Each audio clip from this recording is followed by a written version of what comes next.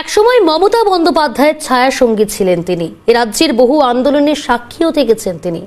আজ বিরোধী দল বিজেপি, সেই বিজেপির নেত্রী সোনালী গুহ। আমরা সরাসরি পেয়ে গিয়েছি দিদিকে।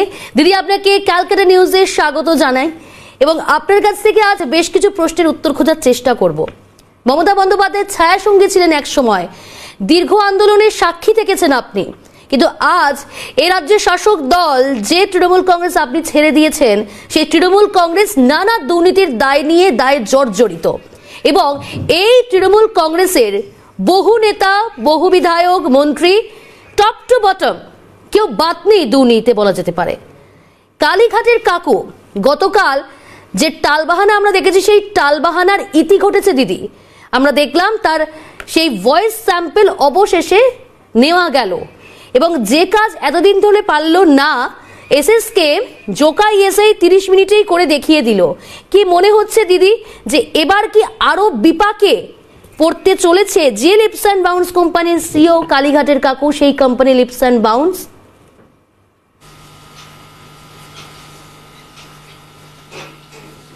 অবশ্যই অবশ্যই, আমি তো প্রথম থেকেই বলে আসছি আপনাদের বিভিন্ন সংবাদ মাধ্যমে যে কালীঘাটের কাকু was very close two Abhishek Bandyopadhyay. Particularly আমি এই নামটা করতে চাইছি কারণ কালীঘাটের কাকুর সঙ্গে তৃণমূল কংগ্রেসের নয়, মমতা ব্যানার্জি তো নয়, কিন্তু অভিষেক ব্যানার্জির একটা ভীষণ সুসম্পর্ক ছিল। কালীঘাটের কাকু, আপনাদের চ্যানেলেই আমি বলেছিলাম, কালীঘাটের কাকু ওনাকে কিন্তু বস বলে ডাকতেন। মানে আমরা বলতাম শান্টুদা। আমি শান্টুদার সঙ্গে আমার দীর্ঘদিনের পরিচয়, তবে আমি দুর্নীতিগ্রস্ত নই। সেটা আপনাদের যারা সংবাদ মাধ্যমে যারা আসেন তারা আমার বাড়িঘর থেকেই বুঝতে পারেন। কিন্তু একবার কালীঘাটের ওই যে মানে আমাদের তৎকালীন এমপি ডায়মন্ড হারবার কেন্দ্রের অভিষেক বন্দ্যোপাধ্যায়, তিনি তো পার বুথ 2000 টাকা করে দিতেন। তো আমাদের 302টো বুথ ছিল, তাহলে কত হচ্ছে, মানে পার 2000 টাকা, পার বুথ 2000 টাকা করে দিলে 6 লাখ টাকা হচ্ছে প্রায়। আমরা তখন আমি ওই টাকাটা কালীঘাটে নিয়ে তারপরে আবার জমা দিতাম, বুথে বুথে দিতাম, দিয়ে আবার ফেরত আসতাম। সেইখানে আমাদের সভাধিপতি শামীমা শেখের হাজব্যান্ড রমজান শেখ, তিনি এখন প্রয়াত, তিনি বললেন, দিদি তুমি যাবে কালীঘাটে, আবার আসবে, আবার যাবে, থাক আমার কাছে তো ঠাকুরের আশীর্বাদে টাকার অভাব নেই, আমি 6 লাখ টাকা তোমায় দিয়ে দিচ্ছি, তুমি দিয়ে দাও বুথে বুথে। আমি দিয়ে দিলাম বুথে বুথে। তখন আমি সাতগাছিয়ার এমএলএ ছিলাম। আর তুমি তারপরে অভিষেকের কাছ থেকে এনে আমার এই টাকাটা ফেরত দিয়ে দিই। আচ্ছা, পরের দিন আমি কালীঘাটের কাকুর মানে অভিষেককে জিজ্ঞে ফোন করলাম, অভিষেককে বললাম, অভিষেক টাকার ব্যবস্থা কিন্তু রমজান করে দিয়েছে, তুই কিন্তু আমাকে টাকাটা দিয়ে দিস। বললো, হ্যাঁ সোনালী পিসি, আমাকে আমার ওখানে অফিসে শান্টু কাকু থাকবে, তুমি এসে টাকাটা নিয়ে যেও। আমি খুব পরিশ্রান্ত হয়ে সেই সুদূর সাতগাছিয়া থেকে কালীঘাটের বাড়িতে মানে অফিসে আসলাম, অভিষেকের অফিসে আসলাম। এসেই দেখি শান্টুদা আমাকে একগাল হাসি দিয়ে অভ্যর্থনা করলেন, বললেন, এই নাও দিদি তোমার টাকাটা রেডি আছে, গুনে নাও গুনে নাও। তখন আমি বললাম, না না শান্টুদা, এটা বিশ্বাসের ব্যাপার, গোনাগুনির কী আছে। তো উনি আমাকে 6 লাখ টাকা দিয়ে দিলেন। আমি তখন বললাম যে, শান্টুদা আমাকে 1 কাপ চা খাওয়াবে? শান্টুদা 1 কাপ চা দিলেন। আমি কিন্তু তখন ডেপুটি স্পিকার, আমি অভিষেকের ইলেকশন লড়ছি। তারপর আমি ফন্ড অফ টি, কথা বলতে বলতে আমি আর একটু পরিশ্রান্ত হয়ে গেছি। আমি বললাম, শান্টুদা আর 1 কাপ চা হবে? শান্টুদা তখন বলছেন, 1 কাপ চা তো তুমি খেয়েছো দিদি, আর চা দেওয়া যাবে না, তুমি এবার ফোটো। কথাটা এত বাজেভাবে বললেন যে আমার ভীষণ আত্মসম্মানে লাগতো। আমাকে অভিষেক বলেছিলেন যে তোমার যদি কথাবার্তা কমপ্লিট হয়ে যায় সোনালী পিসি, তুমি তাহলে আমাদের অফিসেই অপেক্ষা করো। এর মধ্যে অভিষেক ঢুকে গেছেন। আমি তো একটু উত্তেজিত, অভিষেক বুঝতে পেরেছে সেটা। অভিষেক বলছে, কী হয়েছে সোনালী? আমি বললাম, বাবু 1 কাপ চা আমি আগে খেয়েছিলাম, তুই তো জানিস আমি ফন্ড অফ টি, আমি আর 1 কাপ চা চাইতে শান্টুদা বলছে তুমি তো 1 কাপ চা খেয়েছো আগে, এবার তুমি ফোটো। আর ফোটো কথাটা এমনভাবে বললো যে কোনো মানে পাড়ার রকে বসা ছেলেও বলবে না। তখন আমি বললাম, শান্টুদা আমি তো অভিষেকের ইলেকশন লড়ছি, অভিষেকের ইলেকশন করব, তুমি এভাবে আমাকে ফুটিয়ে দিচ্ছ, আমি বাংলার একজন ডেপুটি স্পিকার। তখন উনি আমাকে খুব একটা পাত্তা দিলেন না। তখন উনি বলছেন হ্যাঁ হ্যাঁ ঠিক আছে ঠিক আছে। তখন অভিষেক বলছেন এসে যে শান্টু কাকু, তুমি এই সমাবেশের সঙ্গে এরকম ব্যবহার করছো, ওরা আমার ইলেকশন করছে, আর তুমি জানো যে আমার ইলেকশন কারা করছে, কারণ তুমি তো আমার ইলেকশনের একটা স্তম্ভ, অনেকগুলো স্তম্ভের মধ্যে একটা স্তম্ভ তুমি, তোমার থেকে এই ব্যবহার কিন্তু আমার প্রত্যাশিত ছিল না। শান্টুবাবু বললেন যে, শান্টুদা বললেন যে বস আমার ভুল হয়ে গেছে, ভুল হয়ে গেছে বলে দিলেন, তাই তো আমার কিছু আর বলার নেই। তারপরে আমি বললাম ঠিক আছে, ইটস অল রাইট। কিন্তু অভিষেকের খুব ঘনিষ্ঠ ছিলেন শান্টুদা, ভীষণই ঘনিষ্ঠ ছিলেন। অ্যাকর্ডিং টু অভিষেকস মাদার লতা ব্যানার্জি, শান্টুদার মেয়েকে নাকি উনি মমতাদি যখন রেলে রেল দপ্তরে মন্ত্রী ছিলেন তখন নাকি উনি রেলে চাকরি দিয়েছিলেন, অ্যাকর্ডিং টু অভিষেক মাতা। ভুলও হতে পারে বা তিনি ভুলও বলতে পারেন। তো তারপরে আমি তারপরে খতিয়ে দেখিনি যে উনি রেলে চাকরি করেন কি করেন না বা এইসব কিছু। উনি তো এখন বলেন আমি আমার বাড়ির যে কোনো কাউকে তো আমি এই শিক্ষা দপ্তরে চাকরি দিতে পারতাম, আমি তো দিইনি। কিন্তু উনি ওনার মেয়েকে চাকরি দেবেন কি করে? একটা জায়গায় চাকরি করার পরে তো আর কেউ চাকরি করতে পারেন না, অন্য কোথাও চাকরি করতে পারেন না। উনি তো আগেই লতা ব্যানার্জির কথা অনুযায়ী উনি তো আগেই রেল দপ্তরে চাকরি করছেন। জানি না, আমি শান্টুদার সম্বন্ধে আমি খুব একটা আমার ইন্টারেস্ট ছিল না, আর এখনো নেই।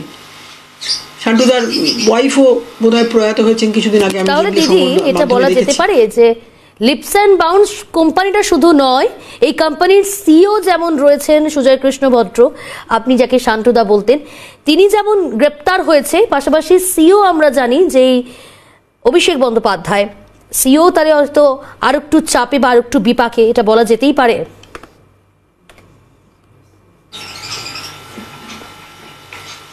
একদম একদম বলতে পারে, একদম বলতে পারে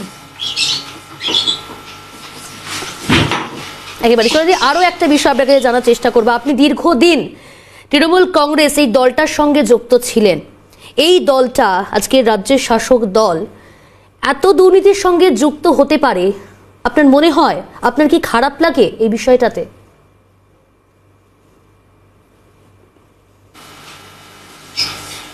দেখুন, একসময় তো আমরাই বলতাম যে সততার প্রতীক মমতা, মমতার প্রতীক জোড়াফুল।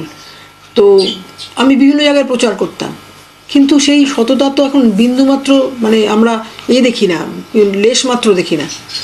এখন মমতা বন্দ্যোপাধ্যায় বলতেই লোকেরা মনে করেন একজন দুর্নীতিগ্রস্ত মহিলা। মমতা বন্দ্যোপাধ্যায় মানেই এটা চুরি, জোর চুরি, দুর্নীতি। কোথায় যেন সেই মূল্যবোধটা হারিয়ে গেছে। অবশ্যই দুঃখ লাগে। তবে এখন তো আমি তৃণমূল কংগ্রেস করি না, আমি বিজেপি করি। দুঃখের তো আর কোনো আমার এই জায়গায় নেই।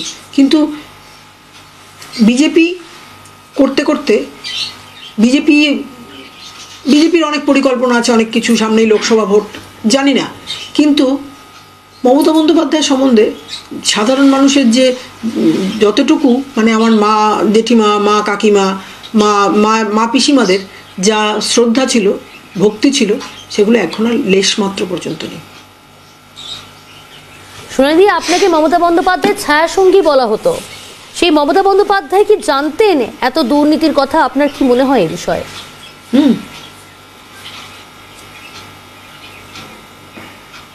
অবশ্যই জানতেন। মমতা বন্দ্যোপাধ্যায়ের অনুপ্রেরণা ছাড়া একটা পিঁপড়েরও কি বাচ্চা প্রসব করে?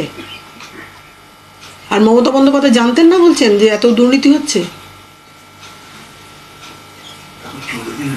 অভিষেক বন্দ্যোপাধ্যায়কে নিয়ে আপনার মূল্যায়ন কি? যে Abhishek Bandyopadhyay lips and বাউন্সের CEO, যে অভিষেক বন্দ্যোপাধ্যায় এখন তৃণমূল কংগ্রেসের সেকেন্ড ইন কমান্ড, দলের সর্বভারতীয় সাধারণ সম্পাদক, আপনার মূল্যায়ন কি তাকে নিয়ে?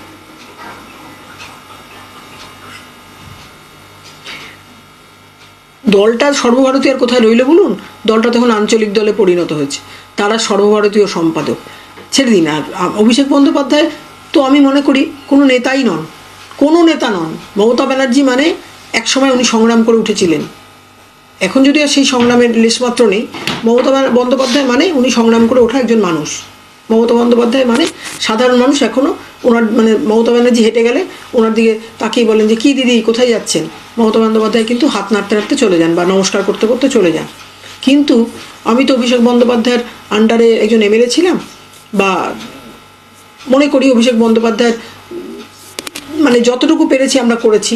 উনি প্রথমবার 1,70,000 ভোটে জিতলেন, পরের বার তো 3.5 লক্ষ ভোটে জিতলেন বা আমি সামহাও হয়তো একটু বেশি বললাম।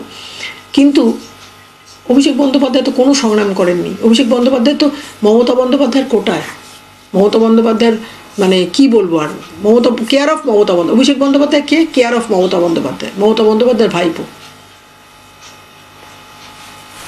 দিদি আরও একটা বিষয়, তৃণমূল কংগ্রেসের মধ্যে আমরা দেখতে পাচ্ছি প্রবীণ নবীন একটা দ্বন্দ্ব একেবারে প্রকাশ্যে চলে এসেছে। কি মনে হয় আপনার, মুষল পর্ব কি শুরু হলো তাহলে?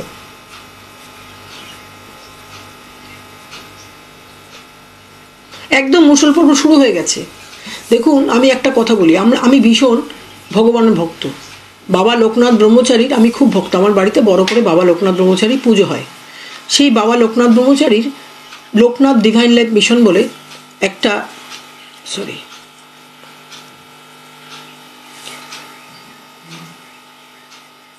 সেই লোকনাথ ডিভাইন লাইফ মিশনের স্বামী শুদ্ধানন্দ ব্রহ্মচারী, মমতাদি তখন ক্রীড়ামন্ত্রী। হ্যালো,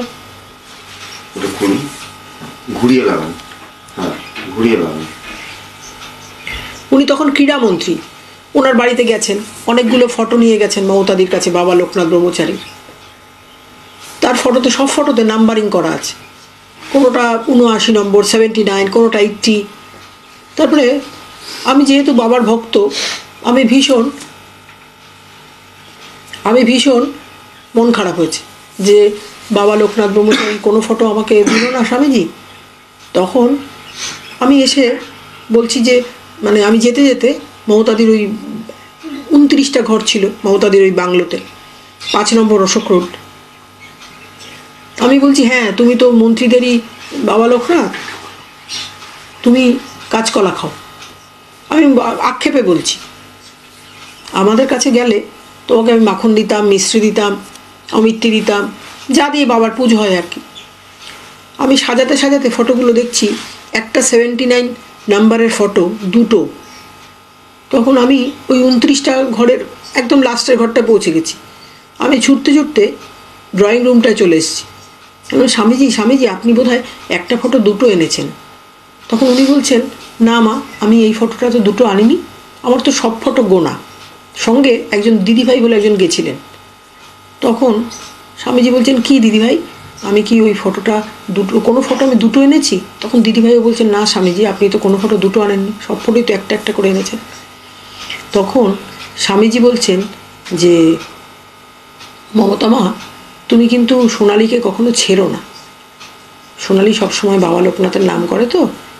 তখন দিদি বলছেন যে আমিও ঠাকুরের নাম করি স্বামীজি, আমি শোয়ার আগে তো সবার নাম করে করে ঠাকুরের নাম করে শুই। তখন বললেন না, এই যে দেখো কিরে আশ্চর্য, আমি তো সব ফটো গুনে নিয়ে এসেছি, তুমি দিদিভাইকে জিজ্ঞেস করো। দিদিভাই বললেন হ্যাঁ দিদি আমি তো স্বামীজির সামনে ছিলাম। 79 ফটোটা যে দুটো এসে গেছে স্বামীজি সেটা খেয়াল করেননি।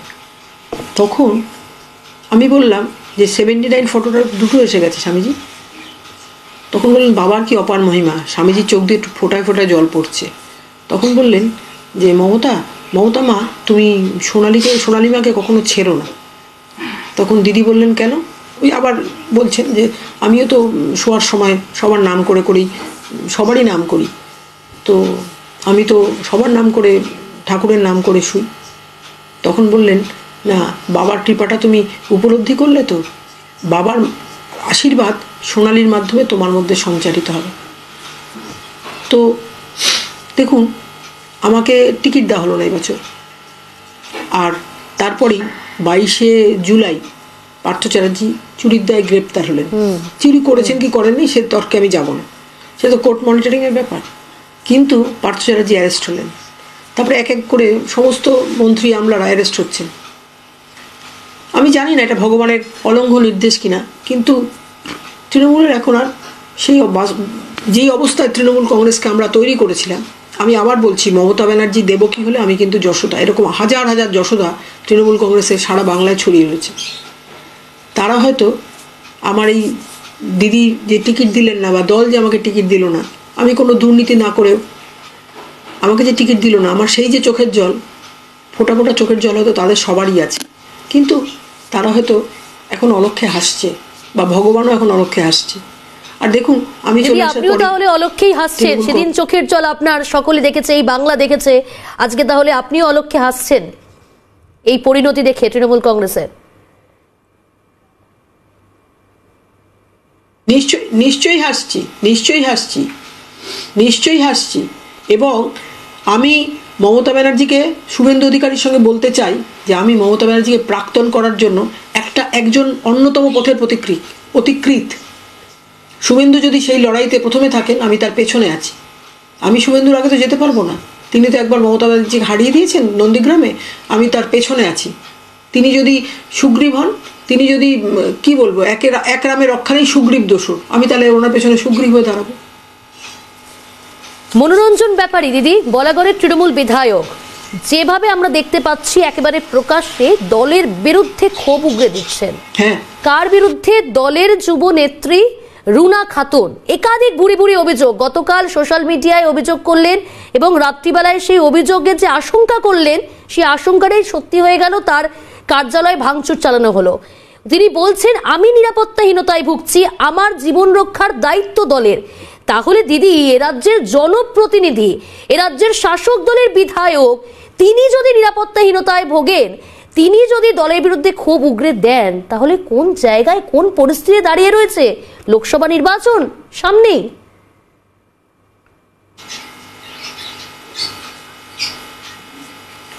দেখুন, রুনা খাতুনকে আমি খুব একটা চিনি না। তার সঙ্গে আমার আলাপ হয়েছিল ফিরাদ হাকিমের চেম্বারে, মানে ববি হাকিমের চেম্বারে। তখন উনি অনেকগুলো কথা বলেছিলেন।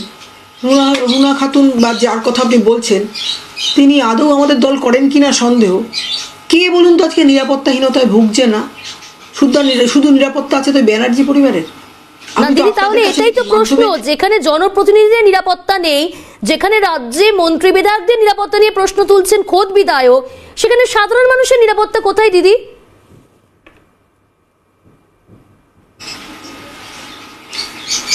আমি তো বলছি, শুধু নিরাপত্তা আছে ব্যানার্জি পরিবারের। ব্যানার্জি বাড়ির যে মমতা ব্যানার্জি, তিনি তো অভিষেক ব্যানার্জিকে শুধুমাত্র একটা থাপ্পড় খাওয়ার জন্য তিনি জেড প্লাস ক্যাটাগরি করে দিলেন। তাহলে অনেকেই তো থাপ্পড় খায়, অনেকজনের কাছে অনেকেই থাপ্পড় খায়, তারা কি জেড প্লাস ক্যাটাগরি পায়? এটাই তো আমার মানুষের মাধ্যমে, দিদি তো সবসময় মানুষ করেন, মা মাটি মানুষ করেন। আমি মানুষের মাধ্যমে আমার মমতাদির কাছে প্রশ্ন, যে আপনি একটা থাপ্পড় খাওয়ার জন্য সেই ভদ্রলোক আজকে কোথায় বলুন তো? কি পণ্ডা যেন, কনিষ্ক পণ্ডা বোধহয় নাকি কি যেন, আমি তো হয়তো নামটাও ভুল বলছি। সে কোথায় আজকে? কি তার কোথায় তার গন্তব্য? কি তার পরিস্থিতি কি? প্রেজেন্ট কন্ডিশন কি তার? তিনি আদৌ বেঁচে আছেন তো? একেবারে দিদি, যে প্রশ্নগুলো সামনে আসে, শুধু কি তাই নিরাপত্তাহীনতায় ভুগছে এখানকার আমজনতা এমন নয় দিদি, সাধারণ পরিষেবাটুকুও তো এখানকার মানুষ পায় না। আপনার কাছে আজকে তুলে ধরছি, সিএনএ খবর সম্প্রচার করেছে যে এসএসকেএমে যে অমানবিক ছবি আমরা দেখলাম, যে সুজয় কৃষ্ণ ভট্ট, আপনি যে শান্তদার কথা বললেন, তার জন্য স্পেশাল বেড, শিশুদের বেড পর্যন্ত দখল করে রেখেছে। এদিকে অমানবিক ছবি দেখতে পেলাম দিদি আজ এসএসকেএম হাসপাতালে, মা ট্রলি পায়নি, বৃদ্ধা মা। কারণ ট্রলি না পাওয়ার কারণ হচ্ছে আসল আধার কার্ড নিয়ে যেতে ভুলে গেছিল, জেরক্স কপি নিয়ে গেছিল। তার জন্য দুই সন্তান মাকে চাদর মুড়িয়ে নিয়ে যাচ্ছে একটি রাজ্যের প্রথম সারি সুপার স্পেশালিটি হাসপাতালের এই ছবি দিদি। তাহলে মা, শিশু, এদের অবস্থা কোথায় এই বাংলায়? ন্যূনতম পরিষেবাটুকু মিলছে না দিদি। দেখুন, এসএসকেএম হাসপাতালটা তো এখন দুর্নীতিগ্রস্তদের জন্য পরিষেবা দিতে, হ্যাঁ আমি শুনতে পাচ্ছি আপনার কথা, এসএসকেএম হাসপাতালটা তো এখন দুর্নীতিগ্রস্তদের পরিষেবা দিতে ব্যস্ত। সাধারণ মানুষ পরিষেবা পাচ্ছে না। যে কথা আপনি বলছেন যে মা তার বাচ্চাকে নিয়ে ট্রলি পায়নি, কারণ তারা আধার কার্ড নিয়ে যেতে পারেনি।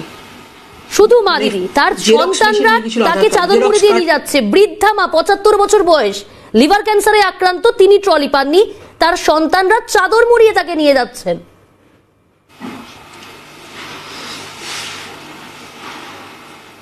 আপনি বলছেন তো, আমিও তো একজন মা। আমি রিসেন্টলি হয়তো হাসপাতাল থেকে ফিরেছি, কিন্তু আমি ভাবছি আমি এই জন্যই সরকারি হাসপাতালে ভর্তি হইনি। আমি গেছিলাম বিজেপি কাউন্সিলর সজল ঘোষের নার্সিংহোমে। সজল ঘোষ বললেন যে দিদি আমার নার্সিংহোমে ভর্তি হয়েছেন, ভালো হয়েছে, তো কেন আপনি ভর্তি হলেন? আমি বললাম সজল, আমি তো ভর্তি হয়েছি, পিজিতে ভর্তি করেছিল ধূপগুড়ির এমএলএকে, তো ধূপগুড়ির এমএলএকে যারা ভর্তি করেছিল আমাদের বিজেপির এমএলএরাই, মানে বিজেপির কর্মীরাই, সহকর্মীরাই, তারা বললো যে দিদি আমরা তো ভালো ভর্তি করে দিয়ে আসলাম, তারপরে তাকে ভেন্টিলেশনে দেবে, আমরা বুঝবো কী করে?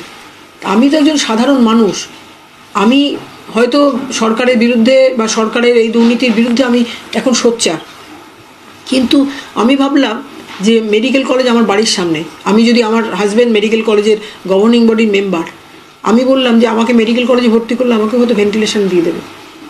একজন মানে জনপ্রতিনিধি এমএলএ, তার যদি কোনো নিরাপত্তা নেই, তাহলে আর আমার নিরাপত্তা থাকবে? আমি আর সরকারি হাসপাতালে ভর্তি হব না। আমি ইচ্ছা করে, আর মুখ্যমন্ত্রী যেখানে বলছেন যে সরকারি হাসপাতালে মানে এসএসকেএম হাসপাতালে তিনি পা দেখাতে গেছিলেন, সেখানে তাকে এমন চিকিৎসা করলেন যে পাটা নাকি সেপটিক হয়ে গেছে, সেখানে আমার গ্যারান্টি কোথায় বলুন? মুখ্যমন্ত্রীরই যদি নিরাপত্তা থাকে না যে হাসপাতালে তার পা সেপটিক হয়ে যায়, সেখানে আমার মানে শরীরের কোনো নিরাপত্তা থাকবে, এর কোনো গ্যারান্টি আছে? আমার শেষ প্রশ্ন দিদি আজকের মতো আপনার কাছে, যে আপনি বললেন যে শুভেন্দু অধিকারী যদি প্রথম থাকে, অর্থাৎ পা বাড়িয়ে থাকে, দ্বিতীয় আমিই রয়েছি এই বাংলা থেকে মমতা বন্দ্যোপাধ্যায় এবং তার সরকারকে প্রাক্তন করতে, তাহলে সামনেই লোকসভা নির্বাচন, বড় প্রজেক্ট সামনে, 2024-এ আমরা পা দিয়েছি, নতুন বছর, আমরা প্রত্যেকেই রেজুলেশন নিই। আপনার তাহলে কি রেজুলেশন এবং কি চিন্তা ভাবনা রয়েছে, কি প্রস্তুতি শুরু করলেন এই প্রাক্তন করার জন্য এই সরকার এবং মমতা বন্দ্যোপাধ্যায়কে?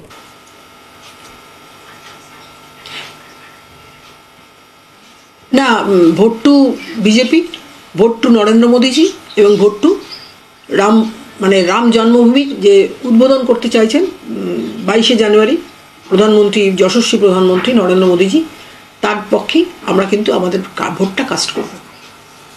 একেবারে অসংখ্য ধন্যবাদ দিদি, আপনার মূল্যবান সময় এবং মূল্যবান মতামত আমাদের সঙ্গে শেয়ার করার জন্য। খুব খুব ভালো থাকবেন। আমাদের সঙ্গে সরাসরি ছিল বিজেপি নেত্রী সোনালী গুহ, একসময় মমতা বন্দ্যোপাধ্যায়ের ছায়া সঙ্গী সোনালী গুহ।